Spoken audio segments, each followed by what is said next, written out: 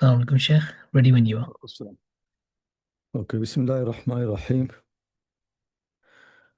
So, Ahmad al-Sharqawi is there. Ali Shan Khanam. السلام عليكم. Wa alaikum salam. Arif Hussain. Is not there. Aisha Ilahi.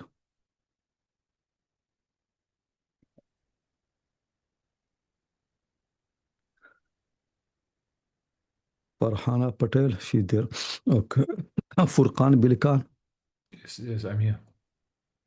Okay. Oh, I can see Arif now. Arif Hussain is there. Yeah, are you Sorry. there? Wa alaikum salam. You're the one who asked the question about, the people who are complete the teachers for longer period. How can we know? In I the about how can we get references for the authority of authority students, the higher level students of each narrator. That's good. No, it came to my mind that it is maybe I write something to help. So in every tabaqa, what I'll do, inshallah, this week when I have time, I'll write down. You need to do more research, but at least the most important people, like who are the best students, Zuhri, Amr ibn Dinar, Sufyan Thawri, in every generation, I'll write it. I think it will help, inshallah. So I'll do that, inshallah. Jazakallah khairan. Okay. Hafid Ashraf Ali. Assalamu alaikum, Sheikh. I'm here. Waalaikum. Hassan Muhammad. Yes, Assalamu alaikum, Sheikh. Humaira Atiq. السلام عليكم. Waalaikum. Ibrahim Faisal. Not there.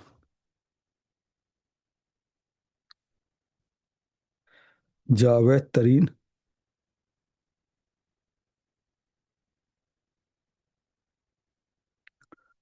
Okay. Kamal Shahzadi.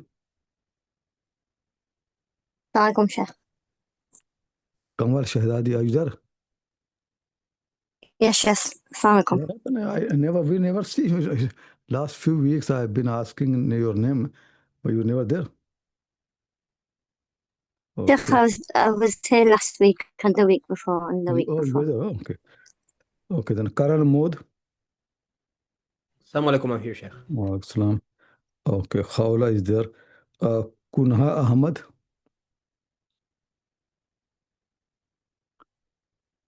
Is there? Kunha Ahmad. Oh, no, it's not there. Raeed Anwar. Yes, Sheikh. Okay. Salman Ghani. Not there. Zahid is there. Okay. Zaid Mushtaba. I'm here. Okay. Zarif Rahman. Assalamu alaikum, Sheikh. I'm here. Not good. Zainab Salim. Okay, Zainab is there. Salsabil. She's not there. Okay. Yeah, so no, okay, I'll write about that thing in one of the articles, inshallah. Follow that. I just post, in our these two channels, WhatsApp and Telegram. So if you read there, you'll find that, inshallah. Okay, who's going to read now? I'm going to read, inshallah. Okay. بسم الله الرحمن الرحيم. قال المصنف رحمه الله: السكنى من السكون لأنها نوع من اللبس والاستقرار. وقلنا يا آدم اسكن أنت وزوجك الجنة وكلا منها رغدا حيث شئتما ولا تقربا هذه الشجرة فتكونا من الظالمين. وأنت تأكيد للمستكن فيه أسكن ليصح العطف عليه، ورغدا وصف للمصدر أي أكلا رغدا واسعا رافعا، وحيث للمكان المبهم أي مكان من الجنة شئتما. أطلق لهما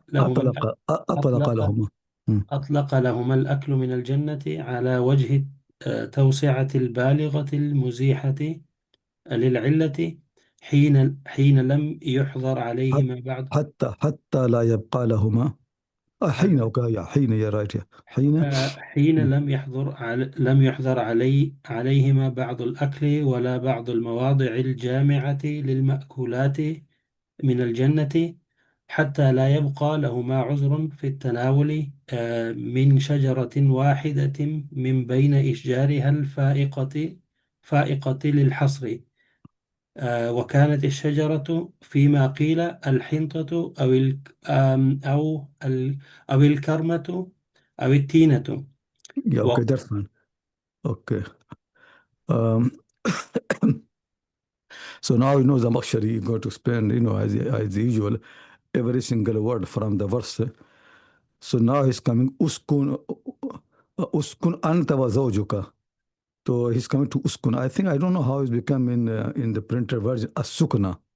Does anybody have uskun or everybody has same thing? Asukna. Asukna. Sheikh, there's Yeah. sukna and then the uskun comes later. It should be actually uskun, I think. There's no word sukuna here. So anyway, uskun means sukun. That I think will be uskun. Uskun is from the word sukun. لأنها نوع من اللبث والاستقرار. Because sakana means to stay somewhere. Because when people have to stay, Adam and Hawa have to stay in paradise. It is like staying. So that's why the word has been used for that. Anta ta'kidun lil mustakinni. To istakanne, yastakinno means to be hiding. It's not mustakin, it is mustakinni. To be hiding. It is a ta'kid of the dhamir pronoun that is hidden in the word uskun. يصح العطف عليه, so عطف can be correct on that.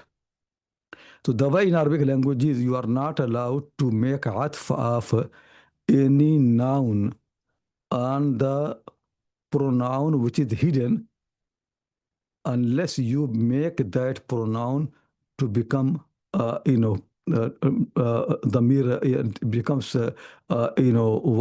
clear, means you bring the damir munfasil.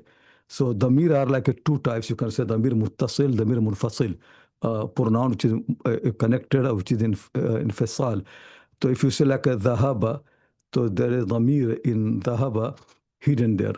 But if you say dhahaba huwa, it is munfasil. Similarly, if you say uskun, there dhamir muttasil inside there hidden. And if you say uskun anta, anta is munfasil.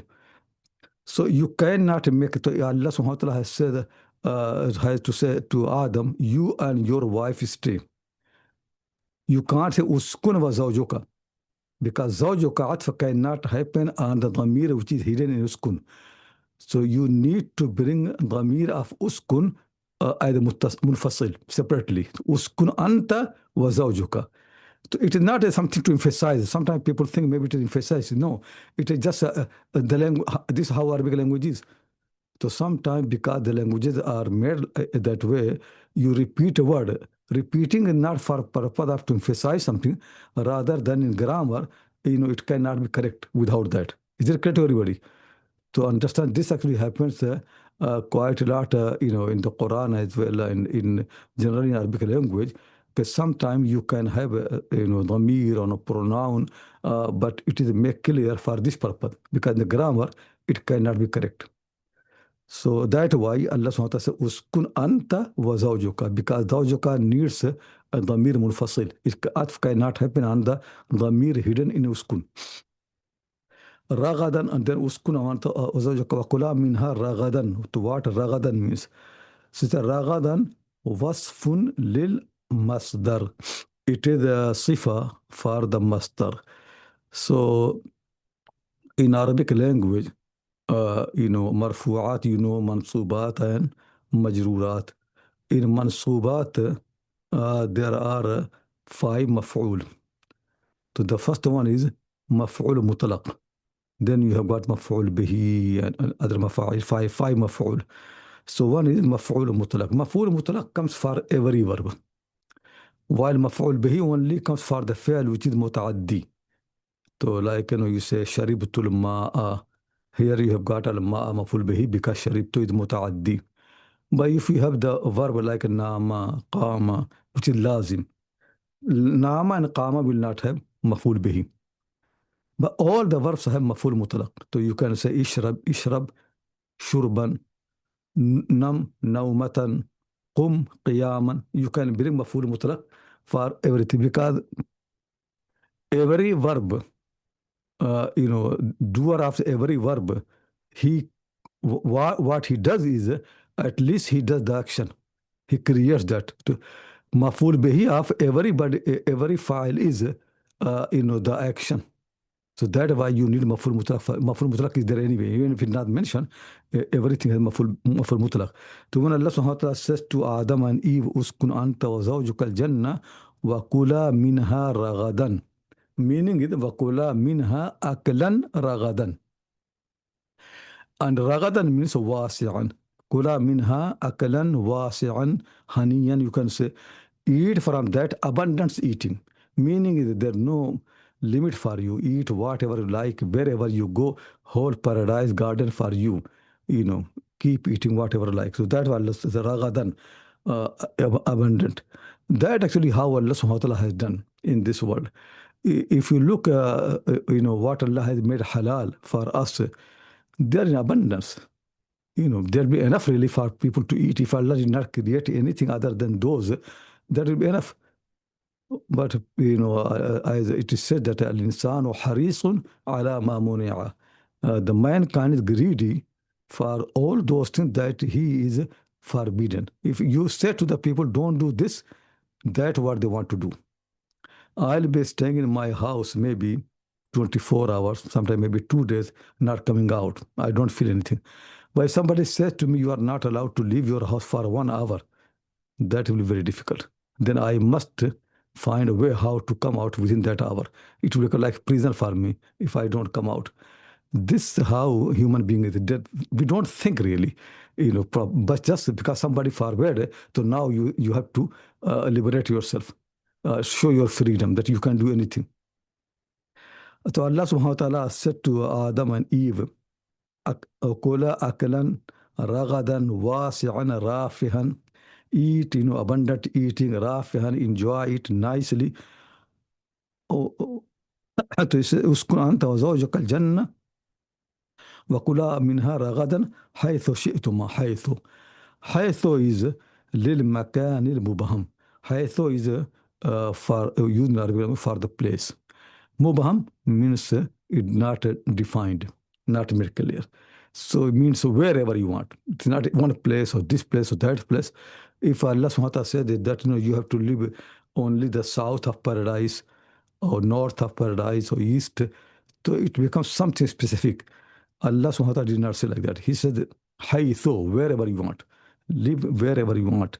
Ayya makani fil jannah. Any place you want in paradise.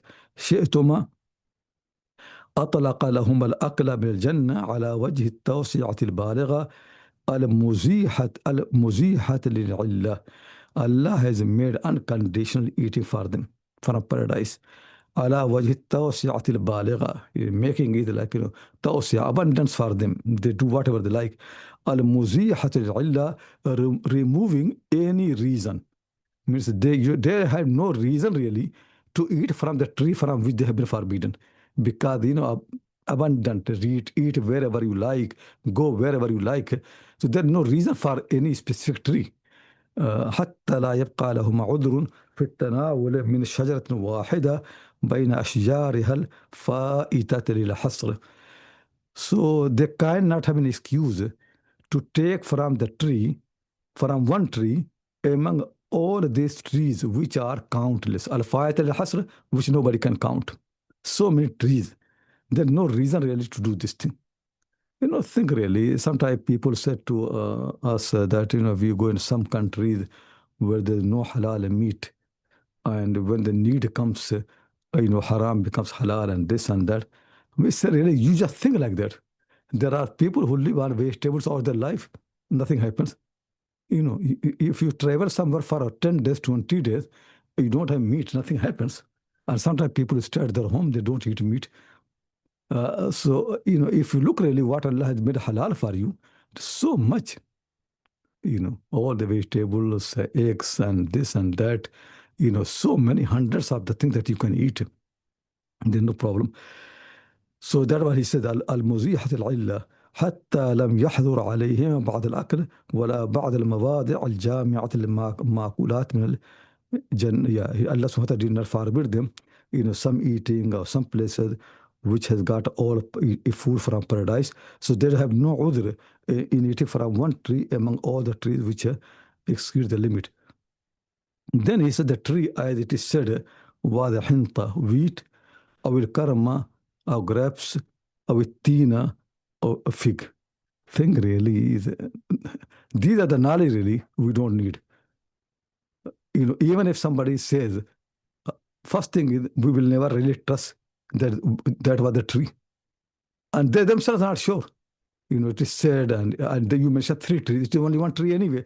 So when you mention 3, so there's no benefit in learning these names.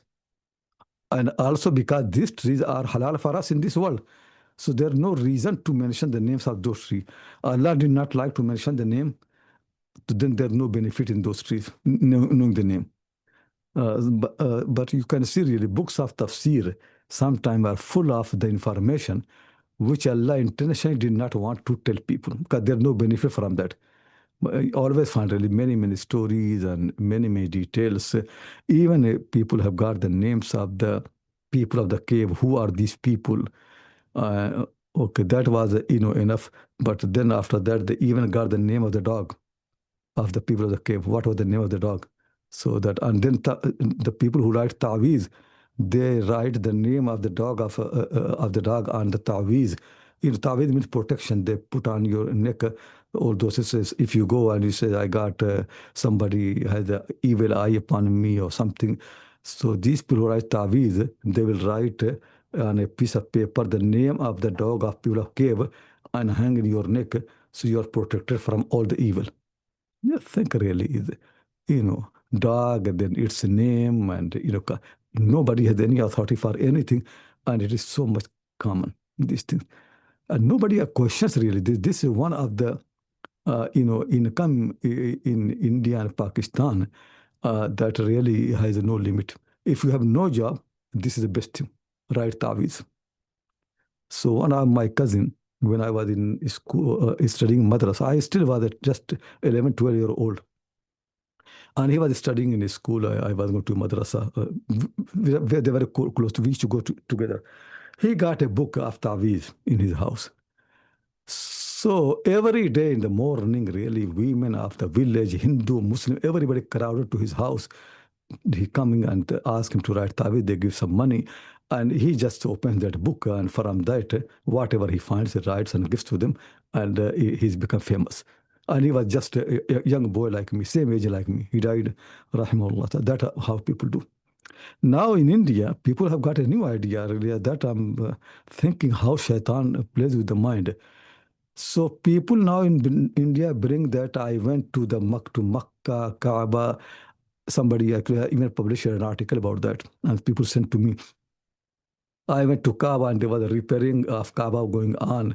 And one of my friend was inside there, and then he took some stones from this repairment and he hid it, and somehow he gave to me. And now I got that stone in my house, and I put in the silk cloth and washed with the water of Zamzam, so pure, clean. And now people are coming to visit that stone in his house. And he's an alim, scholar. Now this started. Soon somebody will bring some piece of stone from Uhud, mountain of Uhud, cave of Hira, all those things to base. And one day, respect will become an ibadah. That will going to happen.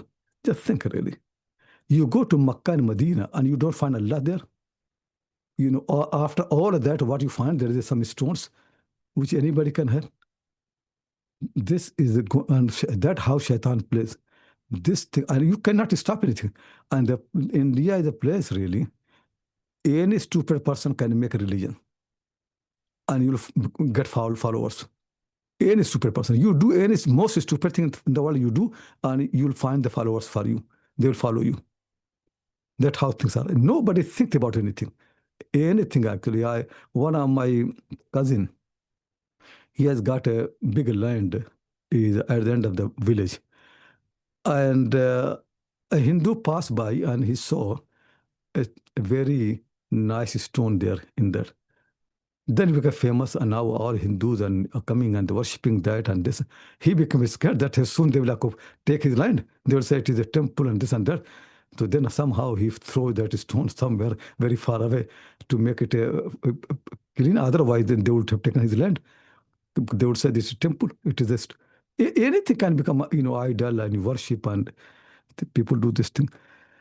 So any other thing is really that if Allah SWT does not mention something, don't make effort to find it. There's no benefit for that, except the things which are needed in the speech to understand the speech properly. Because Arabic language is a different language, and there are more hadf, more sentence, more things omitted compared to other languages. So that need there. So that you have to find out, what is meant there, until the sentence become, very, very clear. Like, the Quran said, just I'm doing tafsir to all these examples keep coming to my mind. To when Allah said, وَلِلَّهِ عَلَى النَّاسِ حِجُّ الْبَيْتِ مَنِ اسْتَطَاعَ إِلَيْهِ سَبِيلًا. Many people don't understand really why Allah said حِجُّ الْبَيْتِ عَلَى النَّاسِ, then say مَنِ اسْتَطَاعَ. One thing is enough, just say مَنِ اسْتَطَاعَ. Why you say النَّاسِ? And why lillahi? So I have been thinking, then I realized really that just because the Arabic language construction is so different, the people don't understand. What is being said is that Hajj is not obligatory on a tribe or on a nation. It is not only for Bani Israel or for Bani Ismail or for Arabs. Hajj is for all mankind. Then after that, it was important to make clear that though it is for all mankind, but only those people will do who can afford. So that's why it's like istidrak. Basically, Hajj is for all mankind. And whenever Ibrahim mentioned the Quran, it always comes on us anyway. Reason is because the two groups claimed Ibrahim. One is Jews, they say he's our man, our ancestor, and Arabs. They say he's our ancestor, and this and that. And Allah wants to make clear Ibrahim and whatever connected to Ibrahim, they belong to all mankind. They are not with Jews or Arabs. This is the reason. Lillah means simply because Arab people, when this later on they invented many things in the religion, so they made everywhere idols. Safa, Marwa, everywhere they made idols. So Allah is making clear that when you do Hajj and Umrah, it should not be for your gods and this, it's purely for Allah. So that's why Lillah has come before. And for Allah alone, you do Hajj. No intention for anything else. It is same thing like said, Atimul Hajj wal Umrata Lillah. Complete Hajj and Umrah. So intention is to make clear that do for Allah. Lillahi. Atimul Hajj wal Umrata Lillah. But if you read books of Usul Fiqh or Fiqh, you get different meaning. They say, from this verse we make very clear that once you start an ibadah, it becomes obligatory that you complete it. Quran says, Atimmu, complete. That's not being said in this verse. This verse says only one thing, that when you do Hajj Umrah, do complete Hajj Umrah for the sake of Allah. In Faisal Lillah, not to start ibadah, you must complete it, and this nafla prayer, when people start, they must complete it. That's what they take from this verse. This verse had nothing to do with that. It was simple thing that it must be done for the sake of Allah. Like Quran says, فَصَلِّ لِرَبِّكَ. Pray for your Lord, وَنَحَرْ. وَلِرَبِّكَ فَاصْبِرْ. So it is to emphasize that you do for the sake of Allah. I'm saying to use this thing because every language has its own nature and style. And in Arabic language, there are so much hadf. Arabic language relies on people's mind very heavily. So you should be awake. You should be think really what it being meant. But otherwise, what Allah subhanahu wa ta'ala himself wants to hide, there's no reason to find it. And you never can find anyway. You're just guessing and wasting time. Okay, who's going to read next? السلام عليكم شيخ. Yeah. قال المصنف رحمه الله نفعنا الله بعلومه وعلومكم في الدارين آمين. وقرئ ولا تقرب بكسر التاء وهذه والشجرة بكسر الشين والشيرة بكسر والشجرة بكسر الشين والشيرة بكسر الشين والياء. وعن أبي عمرو أنه كرهها وقال يقرأ بها برابرة مكة وسودانها. Yeah, that's it. من الظالمين. Just stop it. If you read the books of tafsir and then collect all the qira'at, it will become very clear to you that it's impossible that all these qiraat come from the Prophet. People who claim that every qiraat is not go to the Prophet will not have enough time to teach all qiraat. Actually, who never have imagined even this qiraat. It's impossible for him to speak something like that. It's impossible. It's not their language. You can see really that how Arab people, they taught and the students are learning from every nation and how they change the word, how they cannot pronounce something. It all become qiraat. So some people cannot pronounce a word, it becomes a new qiraat. All qiraat keeps increasing, growing. So qiraat are people's ijtihad, they are thinking, they are reading, nothing to do with the Prophet. The Prophet read one way, according to Quraysh. Keep in mind that if you read differently and meaning does not change, he does not mind it. It is flexible. And so all these became qiraat, and qiraat never ended. There is so many qiraat. Now you can see Quran says la taqraba. So that's no doubt a proper Arabic language, because from the Arabic language has the word qaf ra ba from two bab. You can say qaruba yaqrubu. You can say la taqruba. That's fine. Or you can make from qariba yaqrabu. You say la taqraba. These two things are authentic and are proper Arabic language. But Arabic language never has la tiqraba. Then nothing comes like ta has kasra. Ta always will have fatha. Any word will like yadhabu, tadhabu, ya'kulu, ta'kulu. If from any bab you take, ta will have fatha. Ta will never have kasra. So this thing ta has kasra. It is just some people's, way, some tribal people, something they made like la tiqraba. So it said wa Quriya, it had also been read wa la tiqraba. Then it said la taqraba hadhihi shajarata. Some people have read hadi. That's also right, because in Arabic language, hada is mudhakkar, and therefore muannas you have hadihi and hadi. Actually, you can also have hati. All these muannas. Muannas has many ways. You can see. So some people, instead of saying hadihi, they read hadi, because that's also allowed in Arabic language. So they read as Arabic language allowed them. So some people read hadi. Okay. Then the word shajara. Sheen has fataha, jim has fataha. Shajara means tree. Now some Arab people read shijara. Okay. Maybe they make kasra, imal or something. Then some people find jim is very close to ya in makharaj. They change jim into ya. It becomes shira, ashira. So as long as the meaning is same, people don't have problem. Nobody is going to mind it. So this all have been read. Shijra, shira, meaning is the same. Abu Amr, one of the Qari, annahu kariha. He did not like shira. Okay, because the shira looks very corruption. Do you see, if a qiraat are all from the Prophet, why he does not like it? The reason he does not like it, he knows really it is not from the Prophet. Qiraat are by the people, and this is too much. Difference can happen, but should be based on proper Arabic language. A shira is too far, so he did not like it. And he used to say that this is a qiraat of Berbers of Makkah.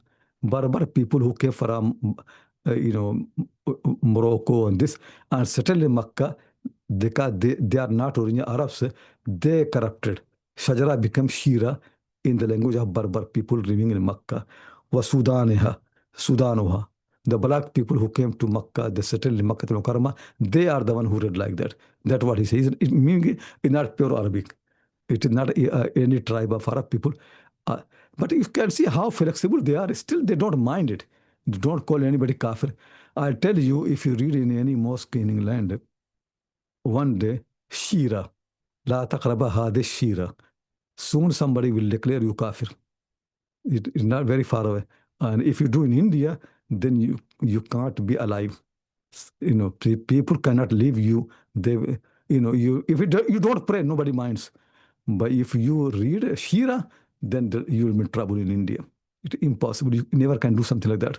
They will think really it is conspiracy. Jews have appointed you to corrupt the Quran. And you getting money from Jews, and that's why you read it like that. That's how they will think, that somebody has sent you to corrupt the Quran. The people actually in the past, they're so flexible. All the opinions of the early people, if you say now, people cannot tolerate. And in those days, people used to told, Abu Hanifa rahimahullah ta'ala says, you can do the prayers and read Quran in Farsi, Persian language, even if you know Arabic. Not if you don't know Arabic. Even if you know Arabic, still you can do the prayer in non-Arabic language. Did anybody give any fatwa against Abu Hanifa? Nothing. And then his opinion is recorded in the books. And his followers have been making argument for his opinion. We don't follow that, but it could be helpful sometime. Tell me if I said same thing in England, that people are allowed to do the prayers in English language. Tell me what will happen. Then all the problems of Muslim world will finish, except one problem, me. Everybody will just think about me, that how harmful is my existence in this world. That's what people will think. Abu Hanifa is saying this thing, nobody has any problem, nothing. And after such a long time, still people in England insist that khutbah must be in Arabic language. They don't understand actually Abu Hanifa even allowed prayer in the non-Arabic language, and you insist on khutbah so much. Yes. And not only that, there are imams, people like Sufyan ibn Uyayna, or maybe one of my students said he's not Ibn Uyayna, Ibn Ulayya, and some other people who even say actually the reading is not further in the prayer anyway. They are imams so early. You can do the prayer without any reading, just qiyam, ruku, sajda. That's how they used to think. Because these people want to think, they want to understand. So we have become very narrow-minded, very, we don't understand really that people can have different opinion. So this, he did not like, he thought he's barbar people, and these people, they have corrupted. Okay. من الظالمين من الذين ظلموا أنفسهم بمعصية الله فتكون جزم عطف على تقربا أو نصب جواب النهي الضمير في عنها للشجرة أي فحملهما الشيطان على الزلة بسببها على الزلة على الزلة على الزلة yeah. بسببها وتحقيقه فأصدر الشيطان زلتهما عنها وعن هذه مثلها في قوله تعالى وما فعلته عن أمري وقوله من السريع ينهون عن أكل وعن شرب وقيل فأزلهما عن الجنة بمعنى أذهبهما عنها وأبعدهما كما تقول زل عن مرتبته وزل عني ذاك إذا ذهب عنك وزل من الشهر كذا وقرئ فأزالهما مما كان فيه. Okay, that's fine. So now he's coming to ولا تقرب هذه الشجرة فتكون من الظالمين. The Quran said, don't come near to the tree, otherwise you'll become among the ظالمين, wrongdoers. So now the Makshari said من الظالمين أي من الذين ظلموا أنفسهم بمعصية الله, you'll become among the people who wrong themselves because of disobedience of Allah. So, I have realized really, if you read Surah Al-Kahf, and the verse which has come in Surah Al-Kahf, the amana, the verse of the amana, when Allah said, Inna aradna al-amanata ala samawati wal-ardi wal-jibal. We offered the amana to samawati, skies, and the earth, and the jibal, that, take the amana. For abayna, they refused. They said, we cannot accept, we cannot get amana. And then Allah SWT offered to human being, for hamal ahl insan. Human being said, okay, I'll carry amana. And then Allah said, innahu kana zaluman jahula. Human being was zalum and jahul. Zulm and jahl. These are the two reasons why we, break the trust. Amana.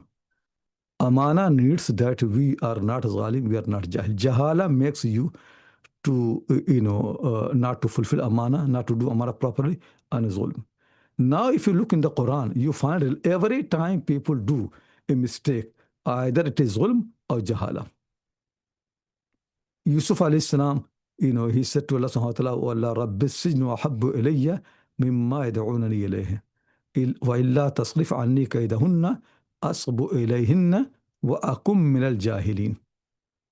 He said, I become among jahilin. So, jahala.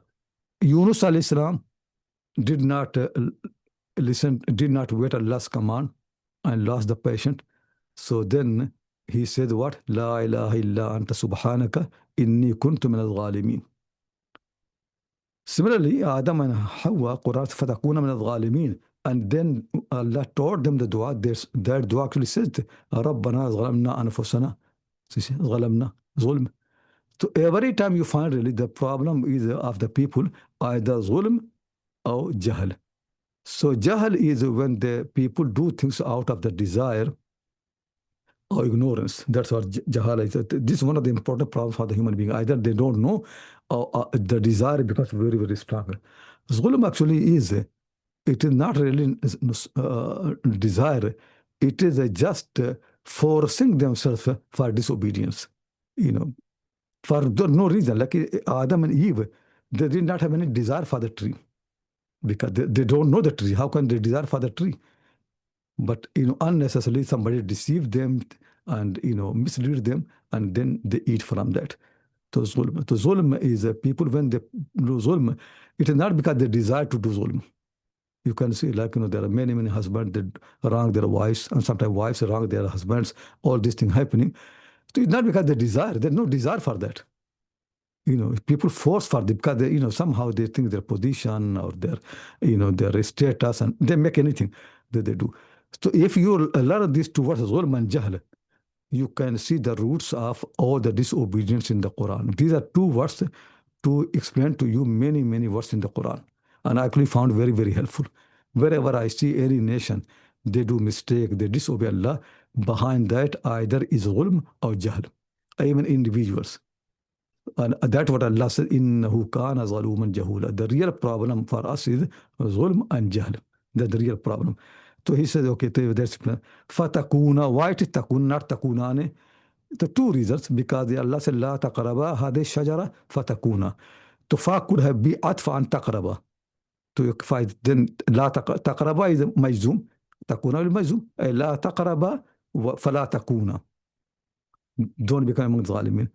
Second reason could be that fa has come as the jawab of the nahi. Jawab of the nahi means like if I say, la taksal fatafshala fil imtihan. Don't be lazy, otherwise you'll fail the exam. So you'll say la taksal majzoom, it is nahi. Fatafshala is jawab of the nahi. So when you have jawab of the nahi and you bring fa, then the fi'l becomes mansoob. Fatafshala. To two people, so it became fatakuna. So takuna will be jawab of la taqra. Don't be near to the tree. If you become nearer, that is going to happen. Then you will become among the zalimin. Is it clear to everybody? So fatakuna is atfan taqraba, or it is mansoob the jawab of the nahi. لا تقرب هذه الشجرة فتكون من الظالمين فأزلهما الشيطان عنها. What عنها is? عنها ضمير goes to الشجرة. أي فأزلهما الشيطان عن الشجرة. أي فحملهما الشيطان على الزلة بسببها. الزلة زلة means to slip. Shaitan made them to slip because of the tree. So عنها. And tahqiquhu means to make it really, to understand properly. I astara shaytanu zallatahuma anha. Shaitan made their sleeping to come out from them because of the tree. Wa an hadhihi, this an is like Quran says, ma fa'altuhu an amri. Same an. I did not do because of my command. So ma fa'altu an amri. And the same thing, the poet says, yanhauna an aklin wa an shurbin. They forbid.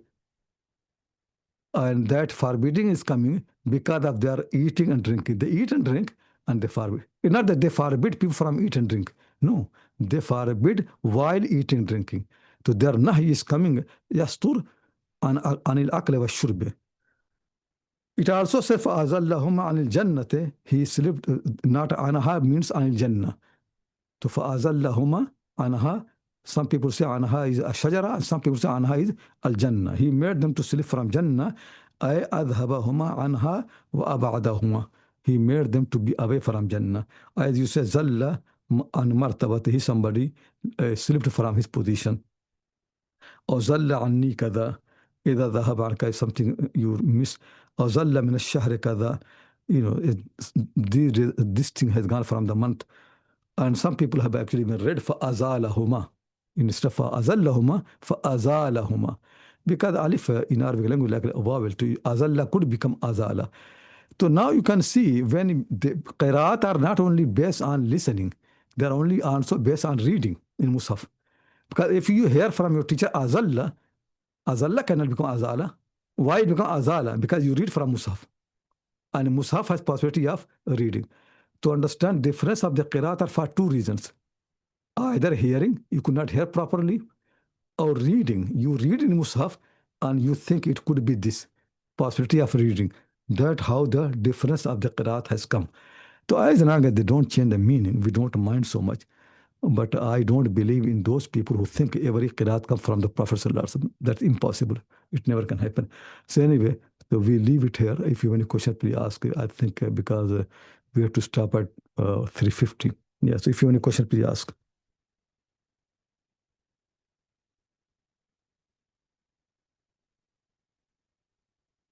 Assalamu alaikum wa rahmatullah. Sorry, Sheikh, for the question, but maybe I'm missing something. My question is this: if there are variants which are found within the qira'at, like variant ways to read some of the verses of the Quran, that do not come from the Prophet, and the Prophet is the only one that is receiving his recitation from God, now does that mean that some of the variants do not come from God? Because to me, it seems that this is like a logically necessary conclusion. Sorry for the question. It's just...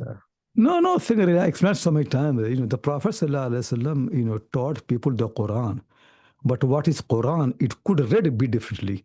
So he read one way, you can read it. Like, I said to you, I teach Sahih Bukhari, and I got from my teacher. But when I teach Sahih Bukhari, I teach according to my understanding. It could be, and if my teacher reads the same hadith, he pronounced differently, or he reads Arab differently. Could be differently, because same sentence could be read two different ways, three different ways. I don't remember how he read, but what I teach, it makes sense. When he taught, it makes sense. Maybe a third person comes and reads, it also makes sense. And maybe a fourth person comes and he makes a little change, which is not right, but it still makes sense. So that's how qiraat came. It's not that the Prophet ﷺ did not teach people. He taught properly, but everybody knew really that the real thing is the Quran, how you pronounce it, how you said, this is up to you. It is not so important. That's why they don't remember that. So whether Prophet said Malik, nobody cared. What they know is he says something, one of them. The Quran has been conveyed, but how to read it, that was flexible from the very beginning. Is it clear? Any language, how write? Do you make effort to write your Musaf same way as the Prophet asked you to write? No. That is what he got from Allah. But really, it has flexibility of writing. The Musaf has flexibility of writing different ways. Musaf also has a possibility of reading different ways. The Musaf is from Allah, the book is from Allah, but it could be read differently and could be written differently. It does not harm the effect that the Prophet did not convey the message. No, he conveyed the message properly. Jazakallah khair, Sheikh. Yeah.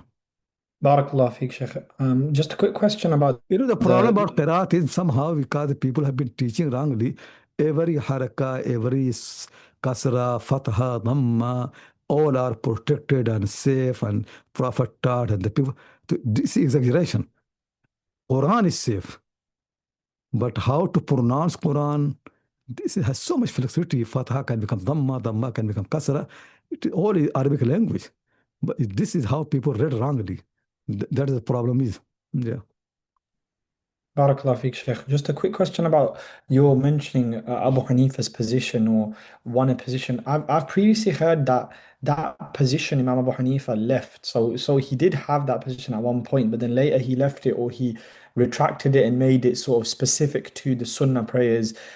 So I'm just keen to understand, like, this is important to make sure we fully grasp, isn't it? Like, because sometimes there might be people that have one or two stray opinions, but then this isn't what ends up being the majority of... The thing really is there are positions which Hanafi people cannot stand, so they feel embarrassed to keep saying. So the easy way to say it was his earlier opinion. He did Ruju. Where is Ruju? Tell me where Ruju is. His students, they keep narrating, and now they keep defending him. Where is Ruju? Where Abu Hanifa said, I did it, but I did a mistake. But Where that's what I'm trying to ask, Sheikh, because I just heard this one. But I want to make clear there are things people keep saying, and where he did Ruju that they don't accept. Like Abu Hanifa Rahmatullah, his students say, we visited him when he was ill, and we saw him wiping over the socks. That's the last thing he did. That they don't care. Somehow they want to pretend that wiping is not allowed. But this thing that Abu Hanifa allowed people to read the Farsi, widespread from him, nobody reports anything to leave the opinion. And his arguments are very, very clear.